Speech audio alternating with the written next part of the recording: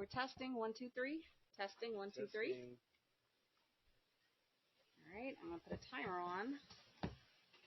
See how good this. So we literally are on the tail end of Hurricane Helen.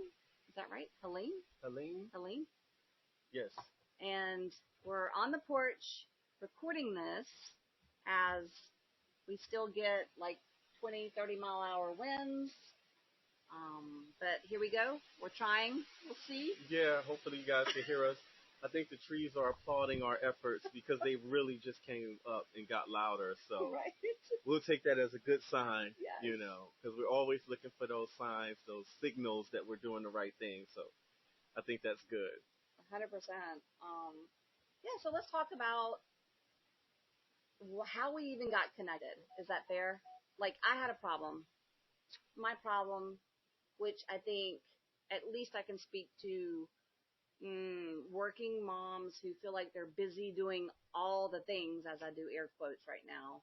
My problem was the question at the end of the day that was such a trigger for me personally, and I thought I was going to lose my mind, was what's for dinner? I felt like if anybody asked me that question again, I just was going to break completely, like have a true mental breakdown. I know that may sound crazy, but it, like 24 years of marriage, Yeah. raising two children to young adult, 20 plus years career in the IT, the technical industry as a woman in tech, STEM leader. It was just too much, and I didn't enjoy it anymore. I'm a good cook. I just really didn't enjoy it anymore. It did not bring me joy. And I think God actually just put you in my path. Yes, there was an issue that happened, like a sad story. That's for another time, that brought us together and actually connected us. But, my word for the year, my one word was fuel. And it was like, what fuels my soul? And does cooking bring me joy? So no, cooking was not bringing me joy, and I needed to find some way to fuel my soul. And you entered into my life because my husband and I met you. Yes. You want to talk about that? Yes. So it was a wonderful meeting by chance. And it's funny because we did kind of connect actually last year. But it was a brief connection, and it was a lot going on in life. And so I think things are ordained when they're supposed to happen. So life got in the way, and then I think maybe almost a year later, we circled back. Sam had contacted me, and we ended up scheduling a meeting. And it was supposed to just be a quick meeting. I didn't know what to expect of it. I don't think either of us, had an idea of what we were expecting. It was going to be about book. I was the recording, book. the year before or something like that. Yeah. I was trying to say kudos to you and advocate that you had Written a authored book. and written and published a book. Yeah, which Yes, was which great. is called. My book is called Soul in the City, and it's There you go. available on Amazon right now. There you go. And so that's a journey that, is a whole nother story in itself as well. But initially, yes, our meeting was primarily about the book. But then when we got together, I like to go into things with an open mind. So, I know even on conversations, and people would think it's weird, but I'll be on a conversation with my phone company or, one of my financial institutions, and end up talking to the customer service representative for about an hour about everything except for the bill or the situation that we were on the phone for. Yeah. But in the same circumstance, we started to talk about the book, and then Sam told me about her "What's for Dinner" issue, and then we ended up being there for over 2 hours. We were going to get some because it was Jeremiah's Ice. Shout out to Jeremiah's Ice. We love them. Yes. We were going to get some Italian ice and ended up not getting anything. We just talked, and we had magical moments, and we had the signals, like I said, that let us know that we were on the right path. The different songs that were key songs for her that, just sparked a revelation in a lot of different ways. And so it was a great meeting. And here we are a few months later working on a number of projects together and just supporting each other. And it's just been wonderful. Yeah, we're friends. We're family now. You That's know what I right. mean? We absolutely, absolutely, because that was the thing is that he said yes. He said Yes. yes when I said, please, is there any way you can help us? Not only for the fact of hiring as a personal chef, right? That was part of your dream and journey, Yeah. right? Which there's probably another whole segment that we can talk about deep diving into dreams and our Yes. vision. Working in a job that we're grateful for, and at the same time dreaming and visioning for that next thing that really truly brings us joy, and we feel like we were like our God-given purpose, right? Right. Like to Exactly. be here. So that'll be a very exciting and juicy topic next time. But I think it was more about after he came over, and we planned how to build this partnership of cooking and meal planning. So meal planning is backed by one word of fuel. How was I going to fuel myself? And my husband and I both, we were wanting to be better at eating better, healthier lifestyle, overall wellness. And so Chef Sean started not only helping us by fueling our faces, but like helping us to think differently about different foods. So we try different meals, and you guys, he makes the best salmon ever. I mean, I've been to some serious high-end restaurants, and nothing compares to his salmon and this green sauce, which I never know how to say. It's gremolata sauce. Okay. Yeah. Yeah. Yeah. Yeah. You've got to treat yourself. It's amazing. If you're ever in the Charlotte area, for sure, hit Yes. him up for that. It's amazing. Life changing. Thank you. You're welcome. I mean it. I wouldn't say it if I didn't. That turned into even more conversations because you were here for like 5 hours, Yeah. and we started talking about life, which then turned into what we'll call recipes for success. Right. Yes. So, Yes. And recipes for success. I mean, again, the idea of fueling your soul, and then recipes for success in general, meaning when you look at a recipe that you use to cook, there are recipes that we have that we use to be successful in many different applications, mm-hmm. be it project management or things to get together, community building projects, different things. There is a recipe for success to achieve a certain level of success with those things, and so that became a big topic for us, and we looked to figure out how to apply that in many different applications. And so, I mean, it's just endless the conversations and the connections that we have with the various ways of working, coming from IT in their arena, Mm-hmm. and it was terminology that they used that would translate very well Yes. with what I do in the kitchen, and it was just interesting to see. And um, I don't know. I just think that the connections were just there, and everything is just falling into place in a way that has to be ordained by God. It's no Absolutely. other way. It's like when you experience connection with others, when you just feel at home, and our gatherings are like they just flow, right? Right. Even in times, I mean, I'll be honest. Like today was a crazy day. We didn't know so many things went not according to plan today due to Mother Nature, right? Like things happen, and then I was exhausted, and then it's Yeah. like, okay, but we committed to doing this to show up for you guys, for ourselves, Right. and for you guys. And we said, let's just do it, Right. right? Right. And I now feel more energetic. Right. I'm still tired. I'm still, it's been a crazy long day already. But this conversation, our energy, I think comes back to energy too, Yeah, right? I think that as well. And I do think because it's like priorities. Mm-hmm. What is the priority today? And we chose to make this a priority. And a lot of times what'll happen is people will want to do something, but then they let other things get in the way, and then that priority becomes something on the back burner. That's a kitchen term. One thing is Yes. Oh, I you're love it. usually cooking, and that Yes. it's the priority. You're really focused on that. But once you want to let it simmer or whatever, you put it on back burner.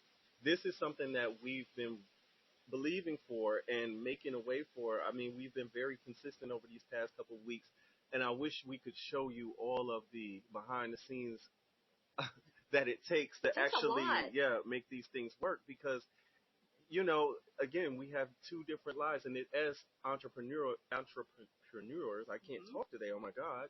But you guys know That'll what be I'm trying to say. that'll be a good blooper thing Yeah. right there. um, um, with things just happen, you really have to navigate those things and be flexible. I think the more flexible you are, you will be more successful in life. I think that's true. And I always tell my people when I do cooking classes or workshops that the recipe that I give you is just a base. Mm, You take this recipe and you make it your own. yeah, You can always come back to the recipe if you get lost in any way, but at the same time, make feel free to make it your own. Feel free to look at this recipe and make it your own masterpiece. It's like a canvas, basically. And so maybe if I give you something, you may see that you want to add bell peppers to it. You may want to omit the onion. It's a lot of different things that you and your personal taste may want. And then also, if you're cooking for other people, hmm, there are people who have certain dietary restrictions, and so then you have to look at that recipe and say, oh, I can still make it. I can make this a vegan recipe if I omit this and then add that. So it's a lot of different ways to look at a recipe and make it function for what you're trying to do. And the same thing with project management or whatever. absolutely. It may be a something that you want and it's out of your budget range, but what is it that you can substitute for that? How can you mitigate? What kind of relationships do you have where you can have some sort of barter and trade, still achieve the same or similar result? Uh, but again, look at it as an adventure. Look at it as something of, okay, you're not so restricted by the recipe, but the recipe gives you a base that you can then build upon and make it great. I love it. That's for me. That's where in corporate and just in my life and my wisdom of the journey of life, right? I call it the messy middle, living through the messy Oh middle, yes. the beginning and the end of life, right? But all in the middle of the journey is the messy middle. Is what I hear you saying, and the words that resonate with me are your principles. Yes. It comes back to what's the base, the solid. Are you building a solid foundation, right? So your recipe for success. You're talking about recipes that are like the base ingredients, right? But Right. then you can spice it up.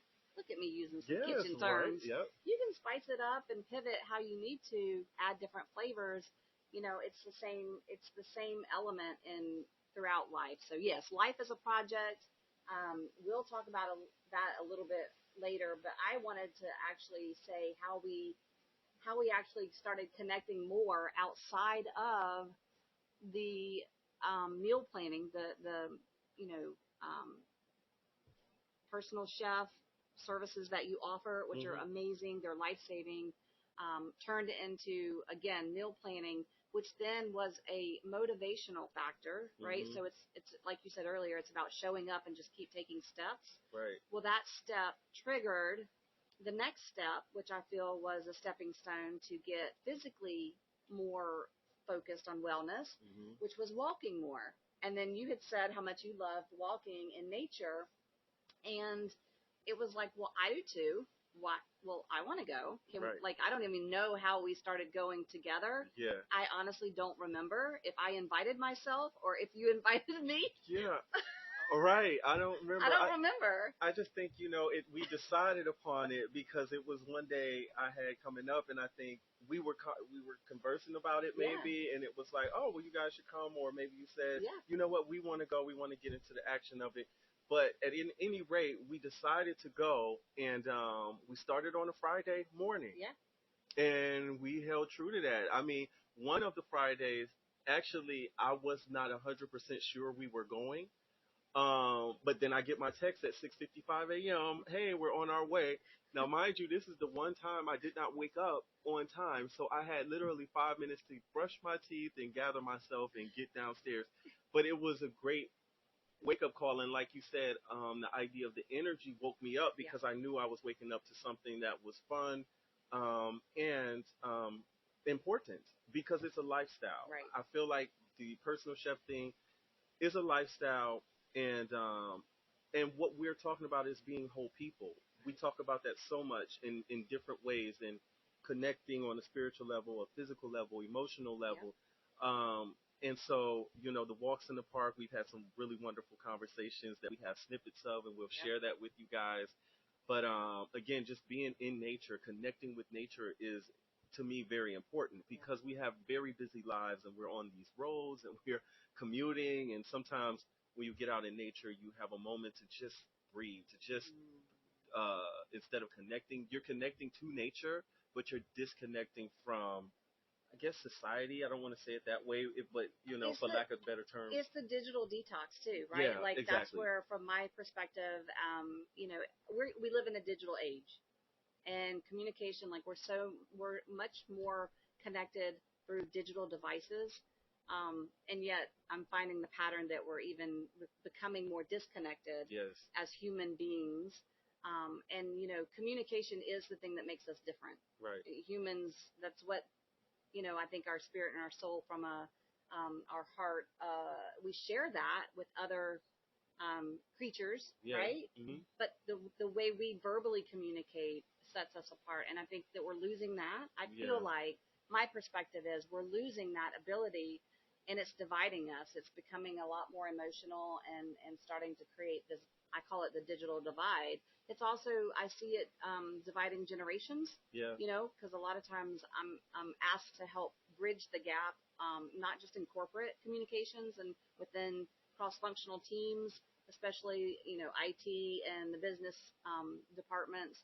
There's a lot of friction and frustration that happens because a lot of times IT, you know, appears to be causing more frustration for the business user, even though they're just trying to do their job.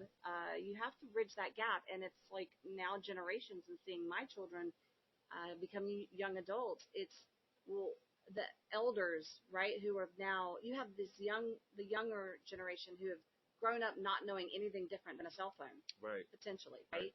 right? Whether they're watching their Blue's Clues, Hmm. they're learning education from it, and with the pandemic, a lot of the synchronous and asynchronous, like we had to go remote, right? Right. We were forced to do that, and so how did that impact people very, very young, like kindergarten age, and our elders, right? And so Right. they're coming from a different, where they don't, it's not as comfortable to Right. them, Right. right?